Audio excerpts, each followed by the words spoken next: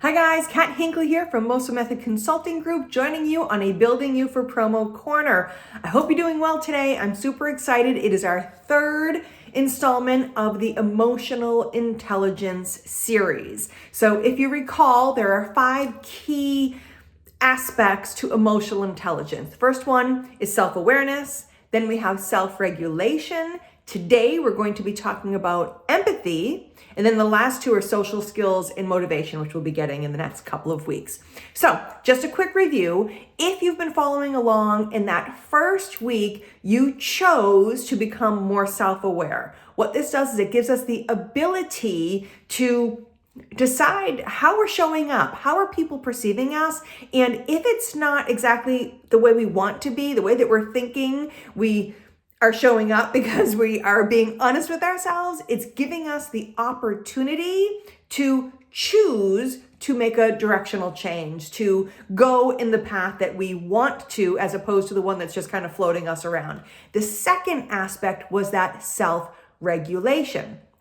If we found out through our self-awareness that we are a reactive kind of person, that we are not thinking before we speak, it allows us to stop, slow down, think, and then respond instead of react to any given situation around us. Because the most important thing that we've learned about emotional intelligence is that we have no control over anybody else's actions, behaviors, how they treat us or the world. We only have control over our own. So by taking that control and letting go of trying to control everything else around us, we're going to ultimately be more in control of how everything ends up. So today's installment, to get right through it, is empathy. So what is the story about empathy? We've all been familiar with sympathy, and it's easy to have sympathy for other people's situations.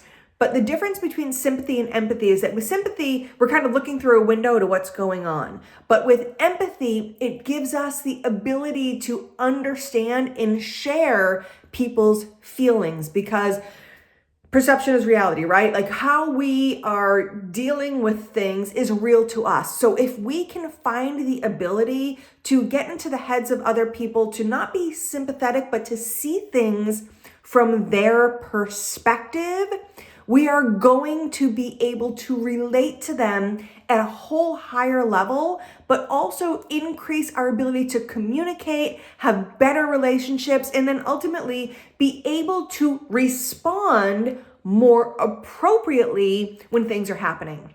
So guys, today's video, we've gone through 3 so far. We are talking about the ability, which is a skill, to empathize with people that are around us. Don't just look through a window and sympathize. Make sure that you are getting into their heads, that you can look at it from their perspective and be able to help people to solve their problems. If you are in sales in any capacity, the only reason somebody's going to buy from you is because you're fixing a problem that they have. And if we can't understand what their challenges are, we can't possibly fix those challenges or fill those voids. So guys, today's video, number 3 of emotional intelligence, we've covered self-awareness, self-regulation, and today is empathy. So my challenge to you this week, my call to action, is to not respond, which we learned last week, but to make sure that you are trying to understand the perspective of other people so that you can show up